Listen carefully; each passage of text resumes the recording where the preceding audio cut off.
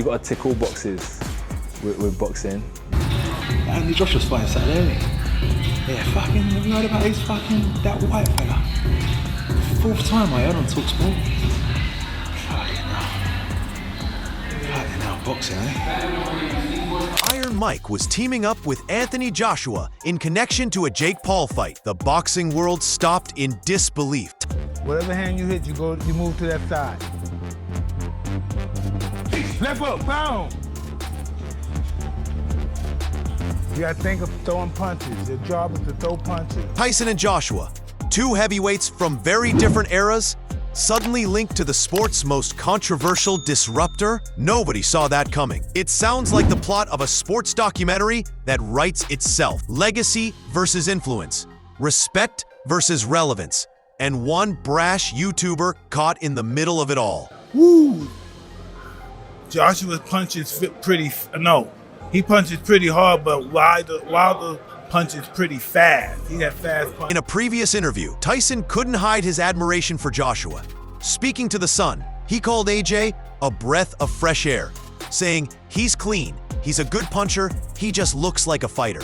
You wish the best for him." That he has a lot of talent and not to get discouraged. He only loses when he quits. When you quit, all the doors of opportunities close. You know what I mean? You have to be game and then for the fit. Don't get discouraged if you lose. Listen. Tyson's words carried weight and affection, the kind only a legend could offer another man carrying the torch. But even Tyson, humble yet proud, made one thing clear.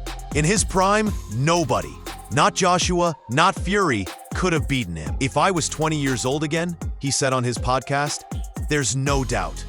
They're great fighters. I respect their skills, but it would have been tough fighting me." Those comments were pure Tyson.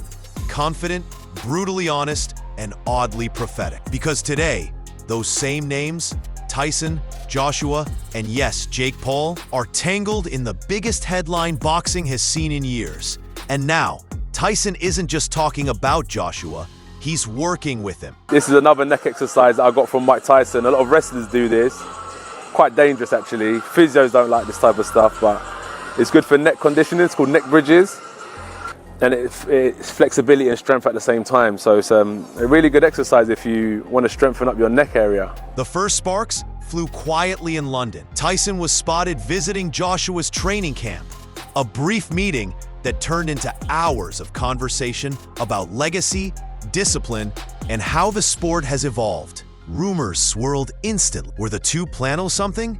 Tyson publicly praised Joshua again soon after, saying AJ reminds him of what boxing used to be, a mix of power, humility, and hard work. That mutual respect soon grew into mentorship.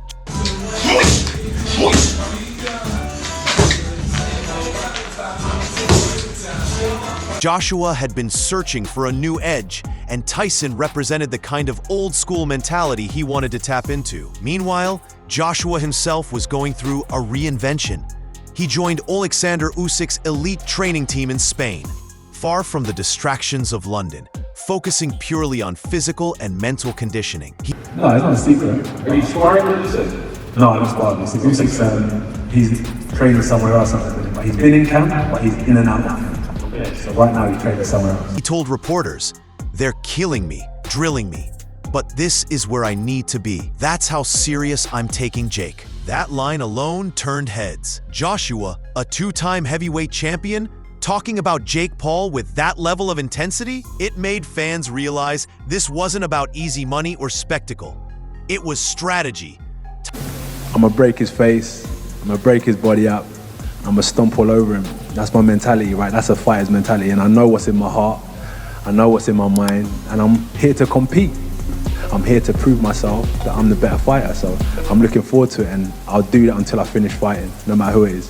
Tyson and Joshua had one common focus, one name dominating every conversation: Jake Paul. Jake Paul's story has always been about disbelief turning into buzz. The YouTuber turned boxer has made a career out of proving people wrong, knocking out MMA stars, calling out legends, and forcing the boxing establishment to pay attention. But this time, his call-out reached an entirely new level. Anthony Joshua, an Olympic gold medalist and former unified heavyweight champion, agreed to fight him. The internet exploded. Fans didn't know what to believe. Was this real or another overhyped stunt?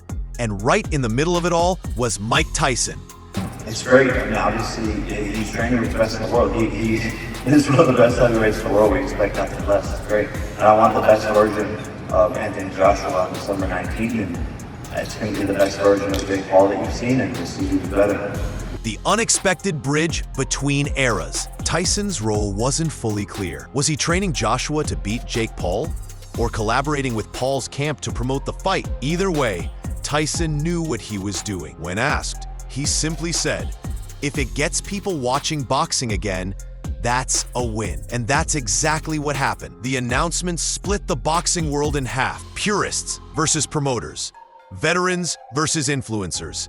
Suddenly, everyone had an opinion, and everyone wanted to see what would happen next. Reactions came fast and fierce.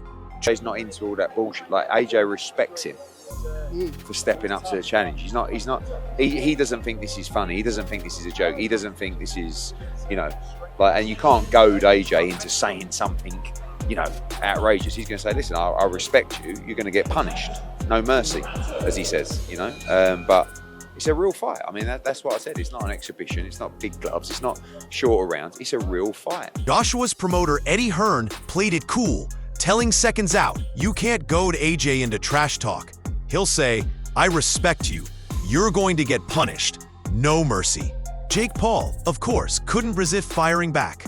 In a clip that went viral overnight, he said, "Don't make any plans for 2026. I'm knocking this guy out and becoming the CEO of Matchroom Boxing."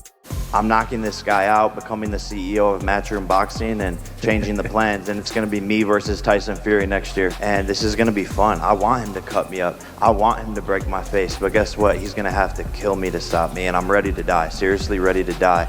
It was vintage Jake, cocky, theatrical, and just believable enough to make people watch. Then came Bernard Hopkins, a legend himself, adding credibility to Jake's rise. I'm glad to see Jake Paul get a chance to be able to prove that he's worthy of being respected in the game of boxing. So we all been waiting for Jake Paul to fight someone.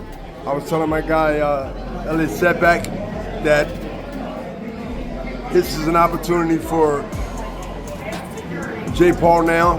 He told Seconds Out, "I'm glad Jake's getting this chance. This is his opportunity to prove he belongs in boxing. Joshua's fighting to defend the sport, but Jake's fighting for respect, and that's dangerous." Still, not everyone was convinced. Fans were split between excitement and skepticism, and the debate reached fever pitch. Nobody summed up the public's doubt better than Ryan Garcia. Honestly, I think the only way he's gonna win if God really wants him to win. No, that's facts, bro. I don't know any other way, A gunner. bro. Like it's not gonna happen, bro. Like, on a live stream, he laughed and said, "The only way Jake's gonna win is if God really wants him to win." Then, still chuckling, he added, "He's never fought a real heavyweight who's trying to hurt him. You fought Mike Tyson, but he was too old. Joshua's a whole different beast." because the thing is, like, we've never fought a real heavyweight where they're really trying to hurt you. Like, you fought Mike Tyson, that obviously he was too old, right? And he just didn't have no more, snap or anything. He didn't even have it on his end of his career. So it's like, what do you think? He's that freaking 60 years old now, he has it? Garcia estimated Jake might win 1 in a million times, pointing out that while Paul's right hand is powerful, it's a different game against someone like Joshua. And yet, Garcia admitted one thing most fans secretly agree on: Jake Paul always finds a way to surprise people. That unpredictability is exactly what keeps this fight interesting. He's defied odds before, whether it was knocking out seasoned fighters or getting under legends' skin. Jake's entire brand is built on shocking the world, and that's why this matchup feels electric, because no one really knows what he's capable of until the bell rings. Good. Let's go. Last 10, put in, let's go. Put in. 4, 3, 2, 1. Yeah.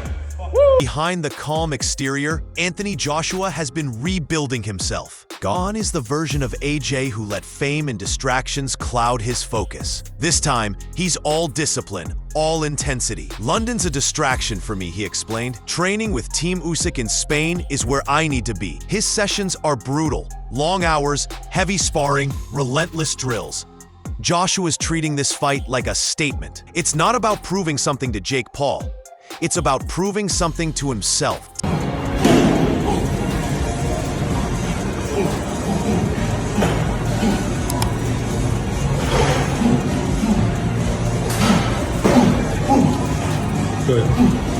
Tyson's presence has added a vintage edge.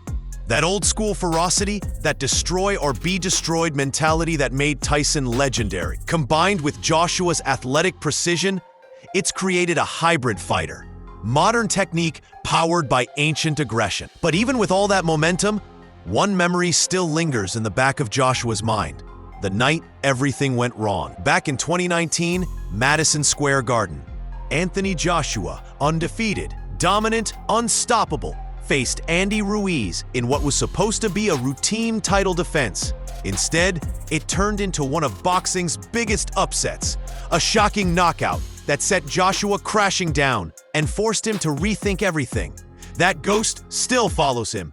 Even his promoter, Eddie Hearn, admitted they think they can exploit that fragility, the layoff, the doubts. But wait until you see AJ's speed. It's going to be frightening. What do you say to the people who say Anthony is ruining his legacy just by taking this fight? Fans don't respect what he's done in the sport already. He's an Olympic gold medalist, two-time unified heavyweight champion of the world. I sort of sympathize with him because I feel like if he doesn't beat him quicker than he beat Francis, people are just going to write it off. I'll ask you bluntly, have there been any discussions about there's an agreement, there's a secret contract? Have any of those discussions happened regarding this fight? It's an 8-round professional fight. AJ wouldn't have taken it if that was the stance it had to be, if it was an exhibition, if it was you've got to hold him up for 8 rounds. It wouldn't suit Anthony Joshua. Anthony Joshua is going in there to knock out Jake Paul. Jake Paul's camp, meanwhile, believes Joshua's inactivity could be the key to an upset.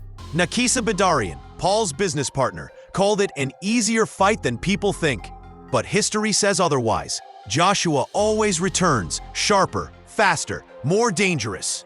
Jake Paul is gambling big. He's betting that lightning can strike twice, that Joshua's US curse might return. And that's the kind of risk that either makes a legend or ends a career. This fight isn't just Joshua versus Paul. It's old guard versus new empire. Tyson represents respect and history. Joshua stands for athletic dominance.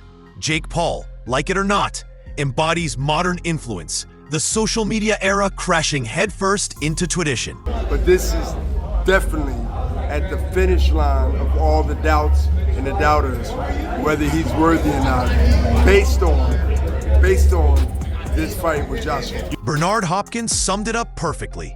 This is Jake's chance to prove he's worthy of respect. But for Joshua, this is about something deeper: redemption, pride, and protecting boxing's reputation.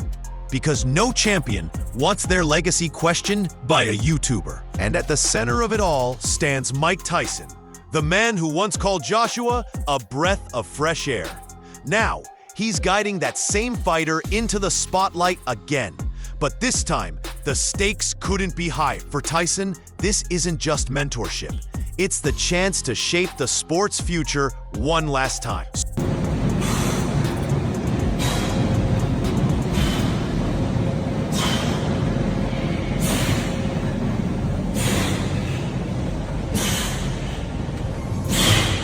So here we are, 3 different worlds colliding in one ring. Joshua's discipline, Tyson's mentorship, Jake Paul's ambition. It's a fight built on legacy, ego, and reinvention. One legend, one contender, one disruptor. And when that bell rings, someone's life, and maybe boxing itself, changes forever. Because as Tyson hinted last week, this might not be a one-off. It could be the start of something even bigger. A new chapter in boxing history, where the past, the present, and the viral collide. And if you thought this story was wild, just wait for what comes next. Let us know your thoughts in comments below. Yes, sir!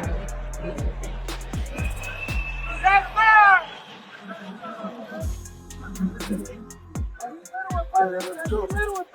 Let's go! Alright guys, for the best updates on boxing news, moments, events, and actions, subscribe to Knockout Updates and turn on notifications to never miss out on quality content, and check out our other videos. Until next time, peace out.